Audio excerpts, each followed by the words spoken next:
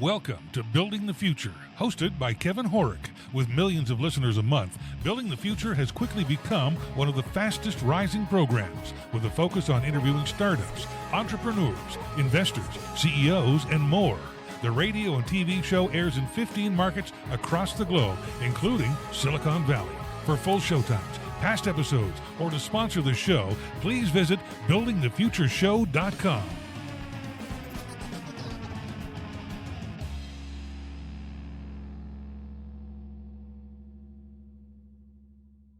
Welcome back to the show. Today we have Arjun Bhatnagar. He's the CEO of Cloaked. Arjun, welcome to the show. Thanks, Kevin. Really excited to be here. Yeah, I'm excited to have you on the show.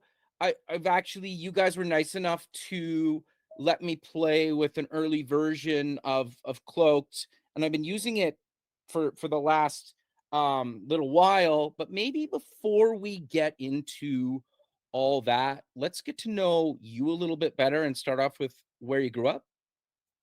Yeah, sure. I've grown up most of my life in Massachusetts. Okay, Been very in cool.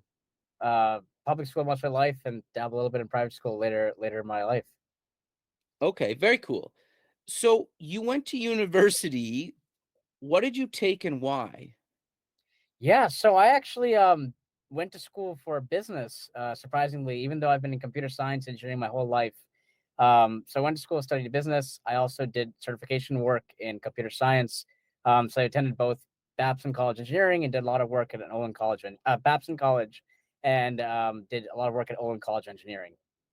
Very cool. So what got you passionate about business early on? So funny enough, I've always been in the engineering side and coding, building. I think though I've always taken a different approach to how to create things. From an early age, I was always excited to build something new, trying to add value to people's lives and see how I could do something. And so I think I've never been a true businessman, but someone who's like, I want to create something on my own. But I did have some experience early on in business. I started my first experience with selling when I was 11. I started coding when I was 10, and when I was 11, Oh, I wow. started my first software business. Yeah, I started coding when I was 10, and then I said, what if I could make some websites and apps for people? Well, not apps, think of today. Back then, they weren't really mobile apps, more just kind of computer apps. But I cold called businesses when I was 11 and saying, hey, did you need a website or any software I can make for you? And I would pretend I'm a lot older, and I got clients that way. I remember when I was young, sitting on my chair, talking to a woman saying, hey, I can help you with the website. She's like, this would be amazing. We were discussing prices. And she said, oh, I'm so sorry. My 3-year-old's running around. And I told her, no worries. My 3-year-old runs around all the time as well. And I was loving sipping I was sipping my Capri Sun. But I remember that was my first time trying to start a business, sell, and use my software skills for good. But I think I always came back to, I wasn't never in it for the money. I was always trying to see how can the work I do create value for others. I think that eventually translated to going to school for business later on in my career, not because I wanted to just do business, but I want to see how can I take my skills and add value, because I spent my whole life in engineering. How does that translate into a bigger opportunity? Interesting. What got you coding so early? Well, when I was really young, I was always fascinated by computers. Like I think when I was I remember when I was 3 years old, I used to launch our old HP Compact to play a video game. I didn't know how to type, so my mom used to type the website. I used to play games. I got a little older. I used to take apart computers and figure out how they work. And then when I turned 10, I got introduced to HTML, and that kind of changed my entire worldview. I spent 4 hours learning. I opened up a notebook, learned HTML from reading some random websites, and I had in 4 hours got my first website live. And I think I got the bug in me then of just wanting to create because it was cheap, didn't cost a lot of money to get started, and I could do it from my basic computer at home. And I think the ease of access is what made it possible, and I just kind of snowballed from there. It's interesting because I basically have such a similar story. Like I got introduced to HTML when I was 12 in like computer class in like school, right? And been doing it basically ever since. So that's cool, man. That's awesome. I appreciate it. Same exact story. I remember my first website going live. I was like, this is it's such a cool feeling typing in a website address and just seeing it firsthand. 100%. Totally. I still like that, actually. Oh, I do a lot of work now as well for nonprofit. So I actually was remember showing a group of kids in a remote village. They had one computer and they didn't have access to the internet. So I said, you don't need the internet to make a website. So I fired up Notepad and made a website for them in front of them, and they were just shocked. And I said, yeah, this is what it means to code. That's amazing. So walk us through your career, maybe some highlights along the way, up until what you're doing today, because you're still doing a ton of stuff. Oh yeah, it's doing a ton of stuff now. I think talking through my career is quite a crazy story. So I'll give some snapshots just to give an idea. So I got my first job when I was 11, 12. So beyond the company I was trying to do or make websites, I got a job at a company where I was fixing computers. And Okay. from there, I actually made I was fixing computers for about $25 a computer. And then when one day I heard an opportunity where the CEO was saying, "Hey, we're having these issues with our clients. They weren't coordinating well. They didn't know how to use their software effectively." And I remember overhearing the conversation. So I said to them, "Well, what if you actually could use a social network?" This was back in '06, or I remember how '06, '07, and Facebook wasn't really that big. But I said, "There's this thing called Facebook. You could make your own social network." And they're like, "Oh, that sounds really complicated. We don't have the bandwidth." And I said, "Oh, well, what if I did that for you?" And I had no experience building a social network or even PHP or working with full databases, but I just said yes. And I'm like, I can do it. And then they said, okay, well, why don't you give it a shot? And within the first couple months, I had a site live. And within later that year, they actually deployed that to client sites and got a $3 million grant or $2 million grant based on the work I did. And all I did was really built a custom version of Facebook and helped integrate their software into it. And I think that's what started kind of propelling my career of building full scale applications, deploying and scaling. So from there, I eventually worked on some online programming groups. I was part of the early teams that ported Siri to the iPhone 4. Oh, wow. That was it made me briefly famous on the internet when I was young.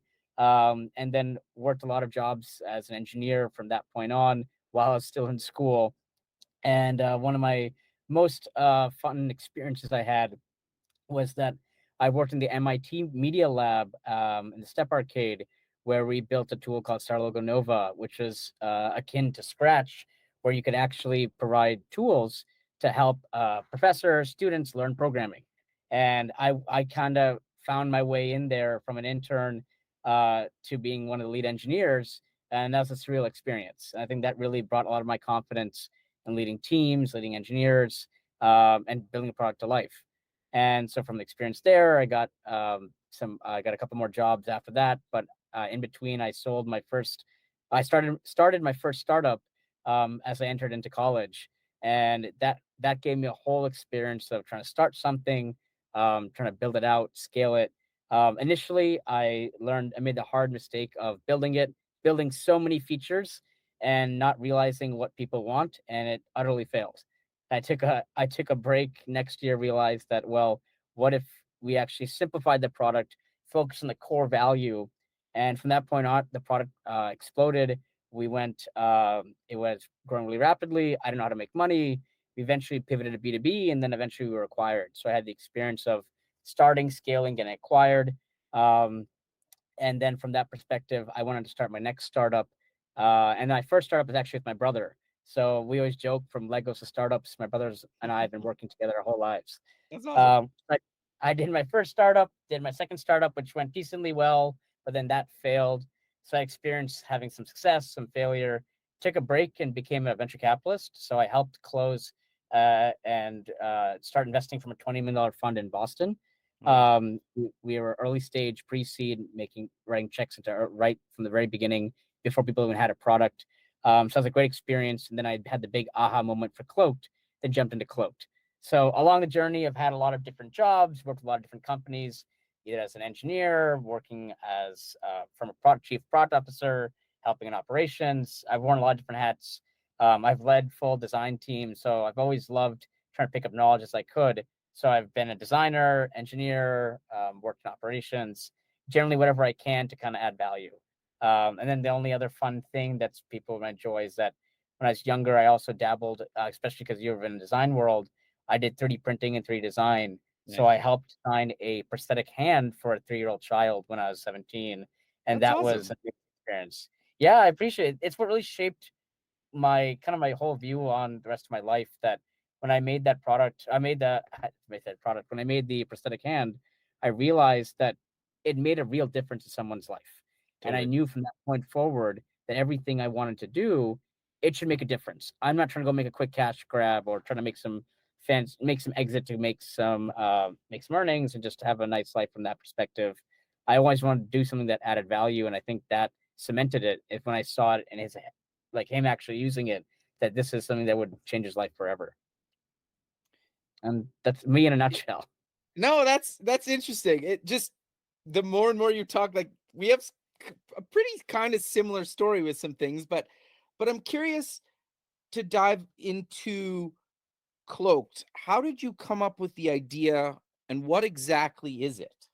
Yeah. So Cloaked, I'll start with what it is and turn how we came up with it. So Cloaked is a consumer privacy platform app that puts you in control of your identity and your data. And what it really boils down to is that we have no control over how we put ourselves out there, how people interact with us and our information. People like to exploit us, use us. And my goal is to really put you in control of all of that. What we're starting off with is a password manager like experience that not just saves your information, but creates unlimited identities wherever you go. An identity can be an email, phone number, and now soon a credit card unique to Amazon, an email, phone number unique to Uber, a phone number unique to a cute guy at the bar, or an email phone number for every realtor you're talking to, or maybe a CVS coupon rewards. The idea is that never giving your information everywhere you go without breaking that connection. So what we managed to do is actually make sure that text, calls, emails, and soon transactions route to your real phone number, real email, and even your real credit card without you having to change your behavior. So that's a lot what we're doing. I can talk about more and more about it, but it's interesting how it all started was because back in 2020, I was curious about my own data and how could Okay. my data help me. Yeah, so what I did was I bought a Mac Mini and I put it in my apartment, and I decided to write integrations into everything about myself, from basic stuff like my Google Calendar, my Facebook data, to more complex things. I hacked iMessage. I got my workout data, my GPS data, my healthcare data, eating data, financial data, everything about me I put in this box. And very quick, I also have background machine learning, so I wrote some really basic models to analyze my life. And so it started telling me things. It said, hey, you missed your workout yesterday. Do 15 push-ups between these 2 meetings. Based on my spending habits, it said, hey, let's cut back on the alcohol and Chinese food this week. And I was like, oh, okay. And then it hit me in the face one day, which when I put my phone down at lunch with somebody.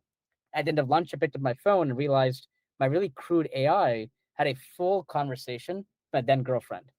It said, I love you, sent her memes, and it went back and forth. And the conversation was over by the time I picked up my phone. So it's at that moment it hit me. I was like, wow, what just happened? I was just staring at this thing. But I realized that one, I don't own any of my own data. And two, even as someone like myself who loves technology, I would never trust Facebook, Amazon, and Google to make something like this. And so I said, I want to solve the privacy problem, give people more control of their lives, and make their lives better. Interesting. No, that's what really fascinated me about the product originally, right? Is, you're right. Like, traditionally, the only thing that I've seen, and you can correct me if I'm wrong, that's done this is basically like Apple Pay, is it gives like a unique ID to that transaction. But outside of literally paying for stuff, you can't really do this. Or there's like maybe kind of one thing that does one thing in one vertical. But Cloak's the first app that I've seen that it kind of does it everywhere across so many different information sharing sites and, in person, online. Is that fair to say? That's absolutely the way we're thinking about it. I think it comes down to people think of privacy as a nebulous concept or this complicated technical thing in individual piece of software, individual verticals. but it has to be an experience that's convenient, easy, and can still promote privacy. And I think that has to be an all-in-one solution.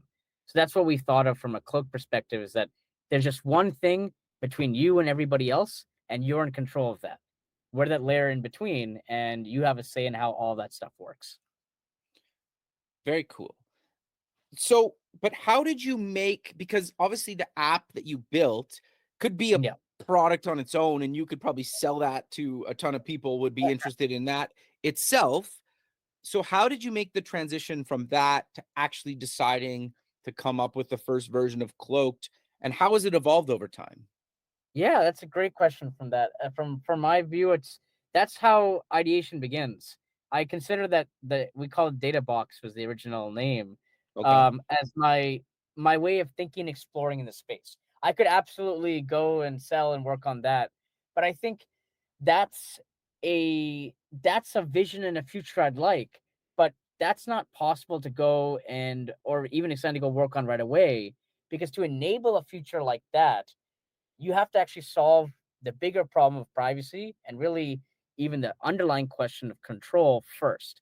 So as I was thinking about this, I said, well, I want this box experience, but there's so many hurdles and trust issues that would require to make this possible. How would you solve these trust issues? And I thought about, well, what if we changed businesses? We changed the way they store data, they interact with customers.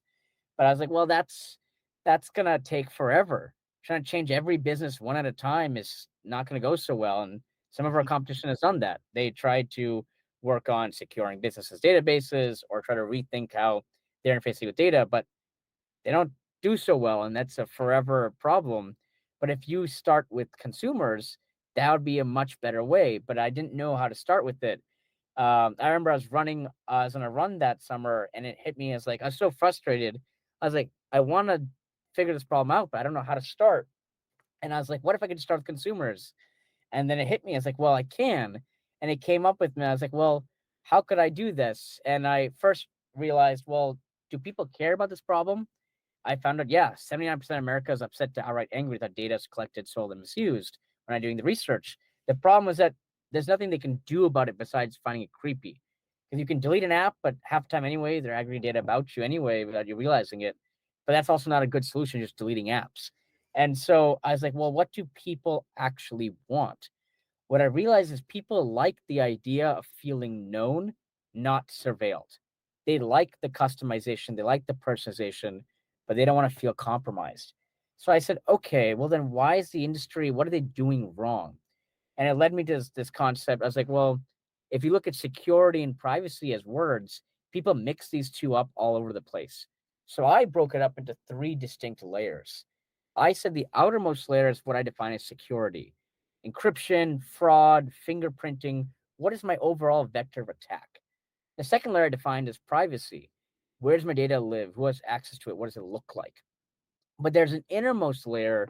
That's what led me to the starting of Cloaked, is this layer that no one talks about. And it's layer I call comfort. And that's where we're starting. And comfort means it's that point where everybody understands the problem. Because privacy is so confusing. It's not a bunch of toggles on Twitter or settings you turn off in Google. Like, it's a confusing word that people don't know what it could actually mean as a solution. So I said start with the comfort part, and it's where everybody understands it. And it starts with that singular moment when you're asked for your name, email, phone number, credit card, address. Everybody gets it, whether you're VP of engineering or my own mother. Everybody kind of gets that problem. So I started there, and we want to grow into everything about your data, putting control of all of it, but starting with the simplest part where people can actually get the problem. And it starts with you sharing a number with somebody. If you ask for a number today, I don't know how comfortable I would be giving my actual number, but I could give you a cloak number. Now that's a personal number between just us two. And you can text call like normal, but it's now our personal relationship. And so Cloak creates those identities for every single relationship. And so that's my whole mental thinking of how I jumped from the box to a solution of how we could get started. Interesting. So, say in that scenario where you give me a number, is there any way for me to know that it's like a cloak number and not just a regular number? So no, it works like a regular number. There's no difference for you to call or text. If I give it to you, you also don't even need the app. So if I give it to you, it just looks like a regular number. And Okay. that's the beauty if we think about cloaking is that you should be keeping the experience the same. I'll give you an email address. It's a regular email address. You can email it, and I can respond to it. You can CC, BCC. My real email will never be exposed, but the experience is identical to how it is today. You can interact with Cloak directly from your native Gmail. You don't even have to use our app. But that's the way we're thinking about that experience. Got it. Okay. So can you maybe give us some other examples of how people can actually use the app? Because you quickly mention it, but I think I want to dive a little bit deeper into that. Yeah, so we've had customers use Cloak for a lot of different things. It's been exciting to get feedback from users telling us that cloaking has been an exciting experience as we've been going from alpha to beta, and as we get out of beta, and seeing how this even evolves further. It's exciting to see. But from customer side, we've had people use Cloaked. An obvious case that comes in all the time is purchases. People Right. don't want to put information online when they're making purchases, not even on just like websites that are one-off. Even trusted websites, people just don't feel comfortable giving their information.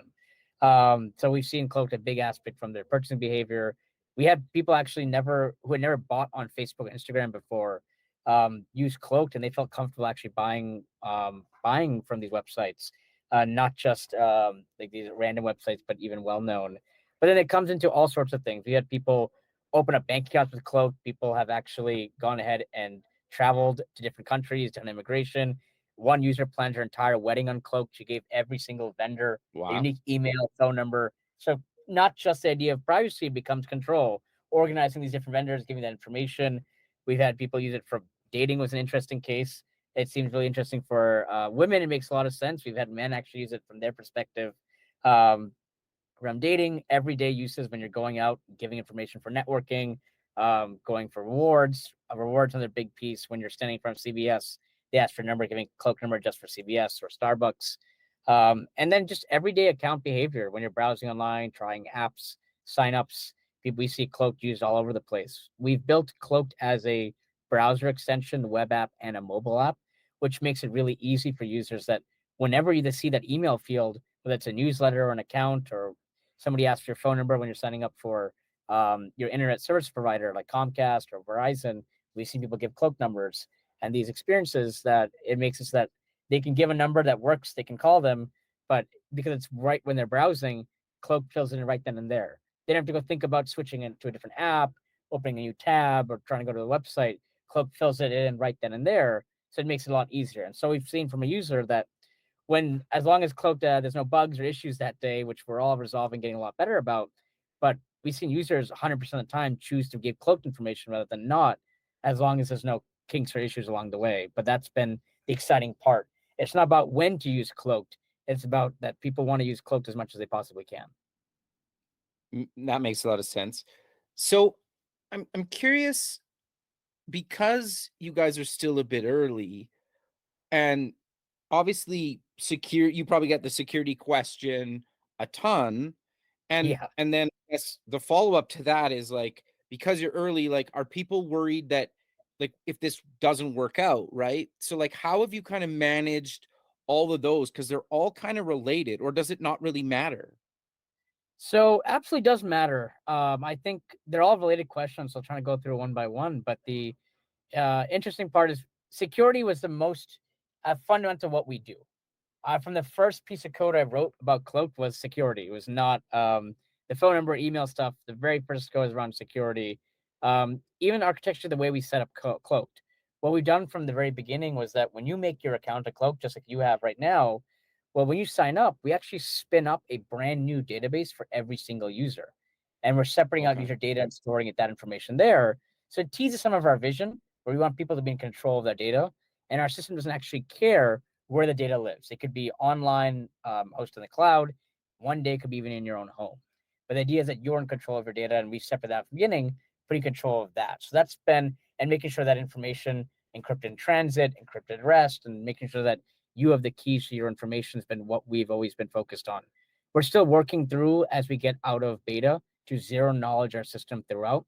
We're not fully zero knowledge everywhere, but that's something that we want to make sure is possible, which gives us that even internal Cloaked employees can't see anything.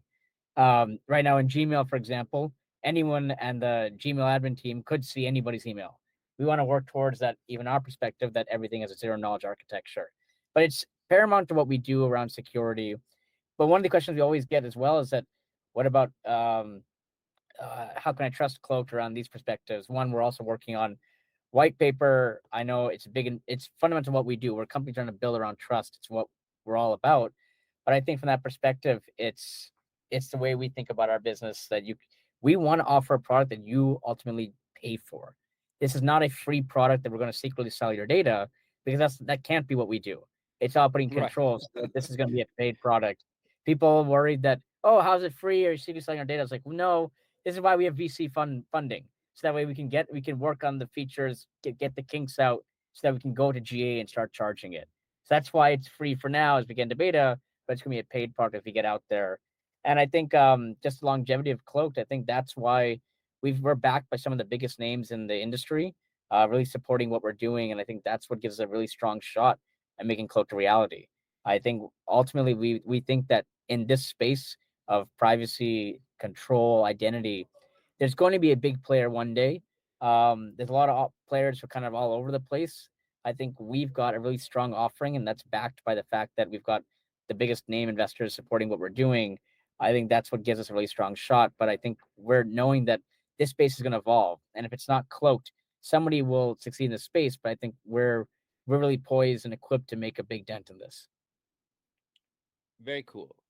So I want to cover like the in-person, like we're at a networking event or something and we just meet, and like is it weird, or what's your experience where if I'm generating a phone number using the app to give to somebody, like, have you had that experience, or is that been a hurdle, or what's your thoughts around that?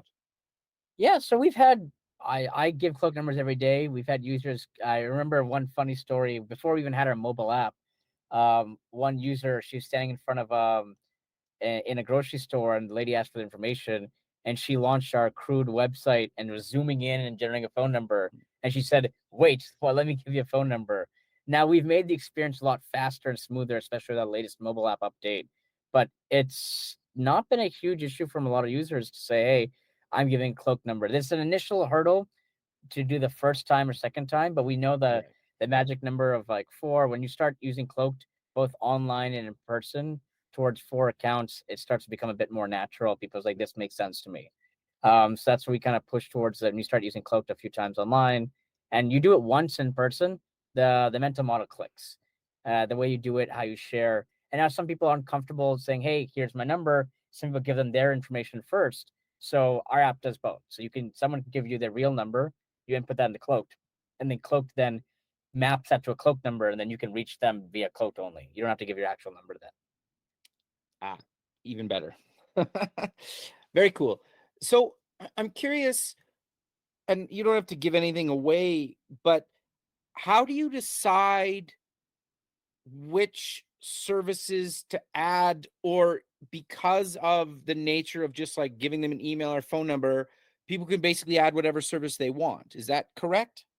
Yeah, you can use Cloaked. We have not integrated with any of the businesses that you can provide Cloaked information for, because we know that the moment you try to go the integration route, it's going to slow everything down. So we've done a lot of work for even making sure our phone numbers can work on websites, make sure email addresses get approved. Funny enough, Apple's new email functionality not copied, but they've came to the same answer I came to a year and a half ago. If you look at a Cloaked email, it's if you make a regular Cloaked email, it's 3 random words. And that's because that makes a lot of websites okay with it. But Apple used to generate a bunch of random numbers and letters, and they get blocked all the time. And so now they do the same thing. They copied it. They also do 3 random words. So I think it's that we're made sure that people can really accept Cloaked. And one thing that's really important to what we do is we're not trying to make fake or burner accounts. It's meant to be your real account of the website. So if they email you, we want to make sure that email does come to the actual person. It's just making sure that their information is not shared in the process. Right. So you covered this quickly, but so in that email example, if I have a Cloaked email and I give it to, I don't know, the grocery store or whatever, and they email me, it goes to my regular like Gmail account or whatever email account I have, correct? Like I don't have a separate Cloaked email app correct? So you choose. You can go right. You can choose. It goes right to your Gmail, and that's a lot of people's choices to just go right to your Gmail. Some people like to selectively. What we've now seen the default behavior is that by default, people like to have emails go to their Cloaked inbox, and then for important things like hotel bookings, bank accounts, major purchases, insurance, they choose for those to go to their Gmail. So Okay. we give people that choice about, do you want to live in Cloaked or live in your Gmail? Either way, when you reply or respond or connect, your information is never exposed. Got it. And it's the same with phone then, right? Exact same with phone. Yeah. Yeah. So I'm curious how, as you mentioned credit card, how are you going to do that? Is it similar to kind of like how Apple does it, or do you have your own kind of take on that, or walk us through that? Yeah, I have a lot of stuff coming up from my sleeve. But I can give a little preview. Is that Okay. it's a little different take than the Apple approach, but it's the same Cloaked model. Is that Okay. we want to make it so that for everywhere you have to enter or give your credit card number, we can make a unique card number for that website or that merchant alone. Yeah, And that's it's huge. locked. It's locked to that merchant. You can set spending controls. It's merchant locked. You can be in control of that information, Oh, and your wow. actual credit card doesn't actually get exposed. But we want to have the same idea of choice, where that transaction is like a proper card, or is it route to your own regular real credit card. And so we've got some stuff coming in the works. We've got some major partnerships with some big names and a lot of opportunities that make this possible. So that's why it's been taking some time, because that takes a lot of work to get a lot of people coordinated to make this possible. Sure. Yeah. Especially dealing anything banking is not quick. Oh, absolutely. But I'm And it excited that shouldn't be. exactly, there's a lot of due diligence. But it's been exciting that a lot of big names are supportive of what we're trying to do and making not just a cloak card possible, but the idea that cloaking as a concept, people are behind.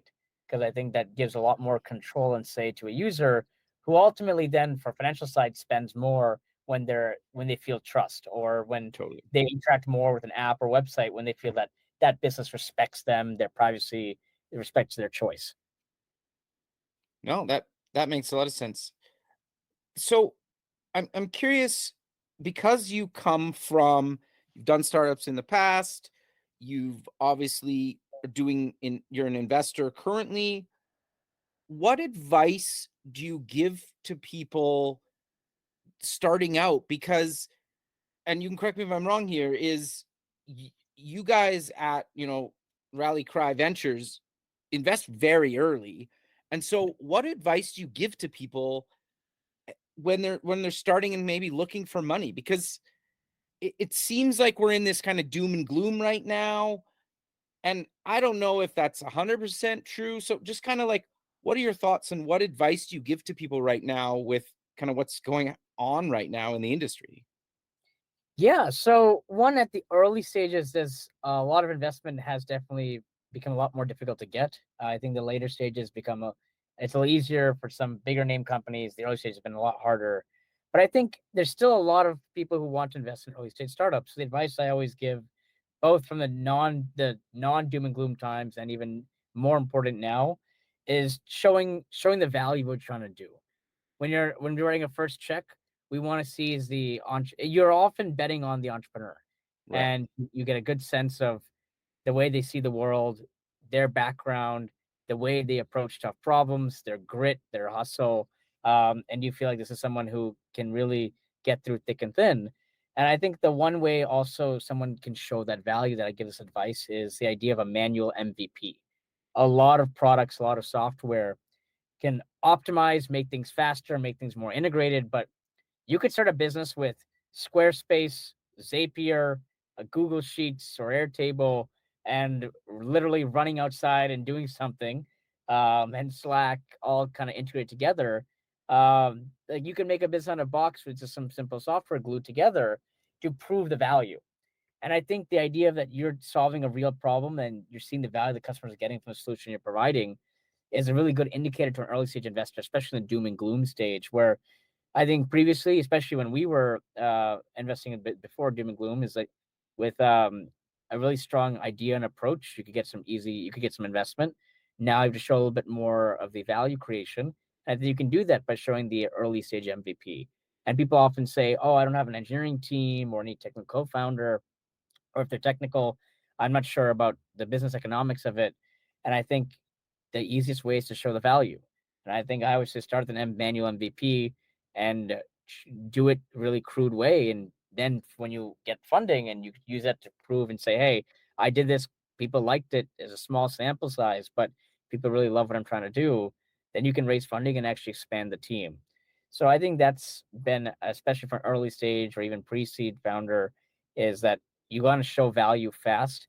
Don't worry about getting it perfect. That's a fool's errand at the early stage. Get something quick and, I wouldn't say quick and dirty, but can cleanly show the value and the simplest way you can possibly do it. No, I think that's really good advice. And I think, like, just to echo that point, like I discovered like bubble.io, the no code solution. It'd be like Yeah, well, it's not really like an Airtable, but Airtable would be a no code solution.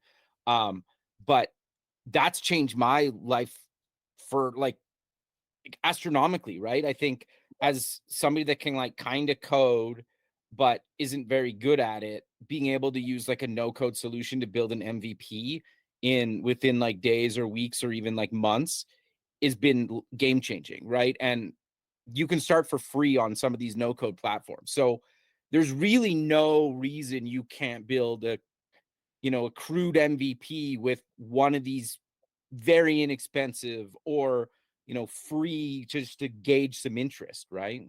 absolutely. Gauging interest. The harder exception is when you're trying to build literally software. Like your startup you're selling software. If you think like I'm trying to build Google Maps or build Yeah.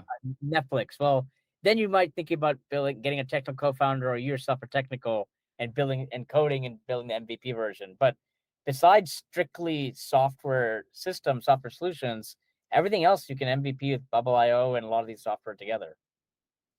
Interesting. So I'm curious to get your thoughts on how have you managed your internal project roadmap compared to customer feature requests? Because I think a lot of startups struggle with that. And well, anybody really that's building anything kind of can struggle with that, no matter whether you're brand new or you have a ton of customers. I think I always come back to an advice I got from one of my advisors. He said to me, and I actually mentioned this to my team literally today, was that you could either be an Uber driver or you could be a bus driver. And he explained what that meant to me was that when a passenger comes into Uber ride, he said, "Okay, where do you want to go?" And then you take them there. Now, how do you contact the bus driver? The bus driver is headed towards a destination, and he has specific stops along the way. And the person coming on will stop on the stops you say, or they get off the bus and like this is the wrong bus for them. So it's whether you're in control or the customer completely dictates what you're supposed to do. And I think it comes back to is that you should have a clear vision and direction you want to go. But you can have direction, you can have things that along the way you're trying to learn and adapt and grow, but you have a clear sight of what you want to accomplish. The customer feedback, the things that they're saying should inform you whether maybe I should take a pit stop here or change, but really you should not be taking customer feedback and saying, today I'm solving this problem. Oh, got customer feedback, I'm going to pivot entirely, do this. Oh, I got a new feedback. I'm going to now build this and go do this entirely new thing. It should inform the direction you want to go, but it shouldn't change your direction unless you fundamentally realize that you were on the wrong course to begin with. But a lot of the time, if you're living, breathing, thinking your company, you have a strong idea of the overall direction, and customer feedback just gives you the stops along the way. That's actually a really good way of putting it. I've never heard it explained like that, but I think that makes a ton of sense, right? And everybody can relate to that and understands that. Yeah, it's given me a lot of clarity. It's around that I can't be just going left and right because customer says I want this or that. We even get that from our own product. Is that, oh, we really want Cloak to do this or Cloak to do that. Like one feature we always get that I want to work on is just something on our eventual roadmap is cloaked addresses, for example. Right. And we know that customers always ask for it, but we know that they say they want it, but I know if we launch it, they may not use it, because if they get their package slower, no one will be happy. So I know, Yeah, interesting. and so Yeah. we want to take it on in a smart way where it doesn't actually cause inconvenience.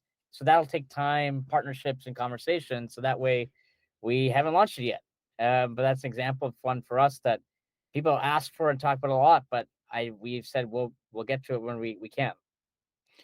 That's interesting because that you're focusing that much on, because that really just comes down to user experience, right? Yeah. You're right. Like if I order something from Amazon and I want it delivered, today or tomorrow, and it comes 2 days from now because of an app, you're going to hear about it, right? Yeah. And yeah, it's interesting. And I think so many people forget about some of that stuff, especially when there's the physical world that needs to be involved and logistics outside of the app's control. Oh, absolutely. That's for us. It's user experience is the name of the game.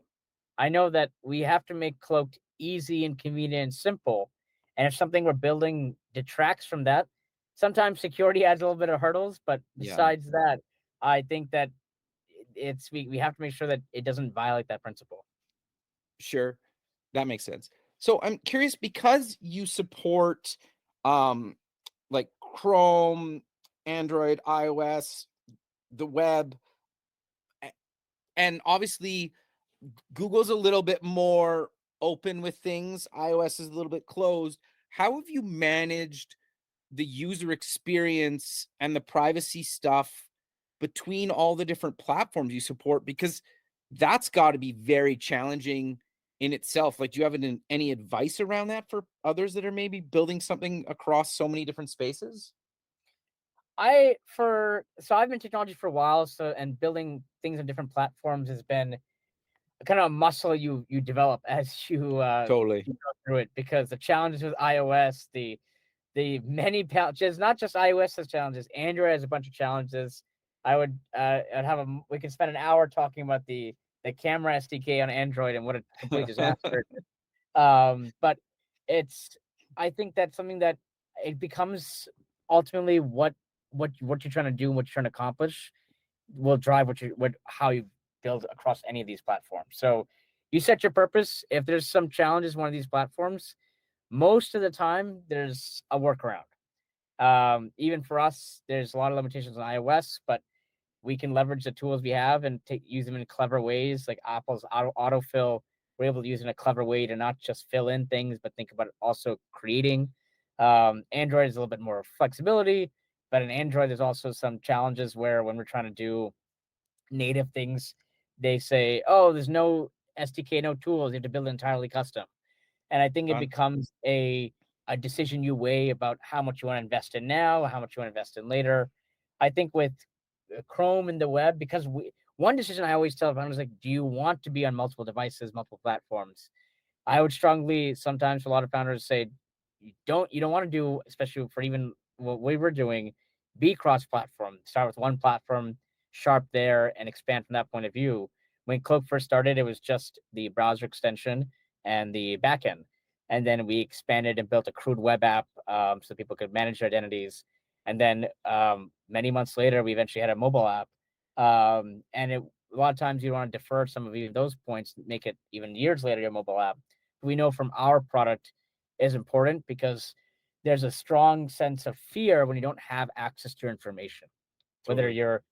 you're in mobile, you're on the go, because a lot of time consumers, after 7 p.m., data always shows that you're on your phone way more than your computer. During the day, you're on your computer at work. That's where you're living. And so we're a product that's consumer, we're B2C.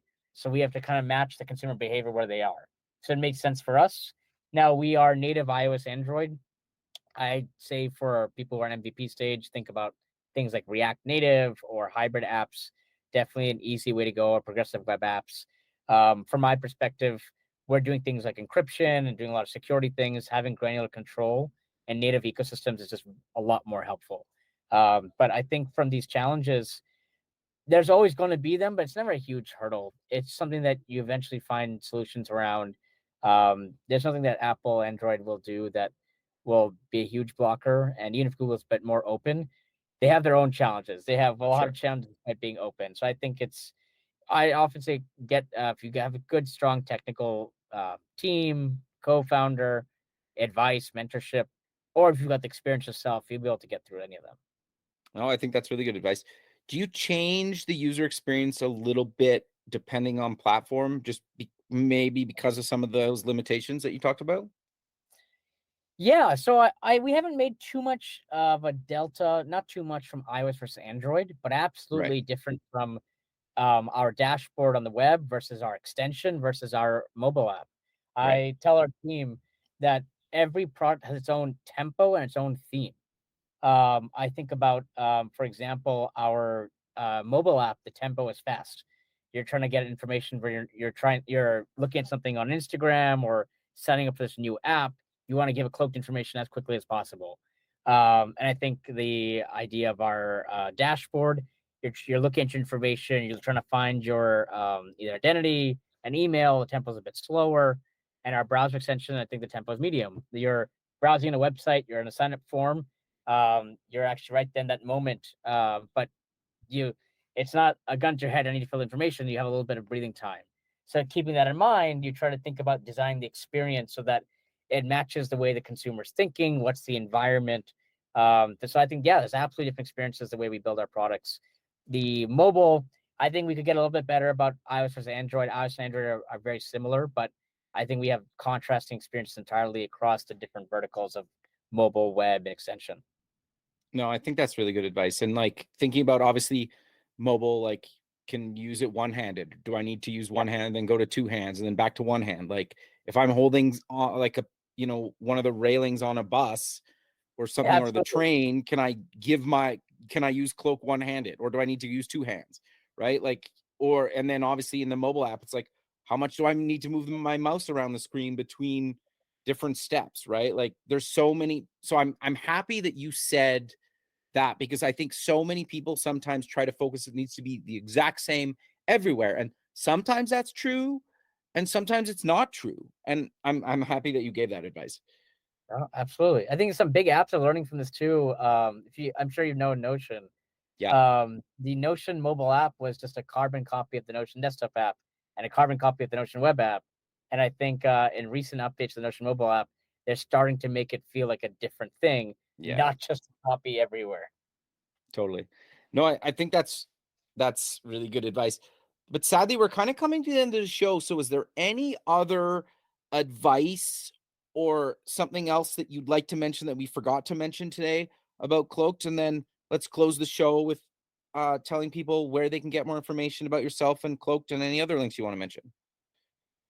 Yeah, absolutely. I appreciate the time today. I think from talking about Cloaked's perspective, my goal and my vision is I hope to change the world in the way you as a person, us as people, interact with technology, apps, and our own information altogether. I'm not here to try to make a quick cash grab and go sell anywhere. I want to fundamentally change how we view technology and interact digitally. And I think from my point, the way Cloaked has been built from the ground up is that by putting you in control of your identity, we're able to then put you in control of your data. And ultimately, by putting you in control of your data, we can put you in control of the way things are personalized to you, how AI interacts with you, and ultimately how technology controls or manipulates and works with you can be all in your say. So I'm happy with the progress we make in Cloaked. I'm excited for this year. We'll be getting out of beta, and it'll be an exciting experience. I think that's really it from my perspective. And I think for just learning more about Cloaked, you can visit us on Cloaked, www, or just cloaked.app, and join our waitlist. We're now taking people off the waitlist every day. So before we had kind of a long waitlist period, and now we're taking people off daily. So please feel free to join our waitlist, and we'll get you off, and expect later this year for us to get out of beta. Very cool. Well, I really appreciate you taking the time out of your day to be on the show, and I look forward to keeping in touch with you, and have a good rest of your day. Same here. Thanks so much. Thank you. Okay. Bye. Bye. Thanks for listening. Please visit our website at buildingthefutureshow.com to join the free community, sign up for our newsletter, or to sponsor the show. The music is done by Electric Mantra. You can check him out at electricmantra.com, and keep building the future.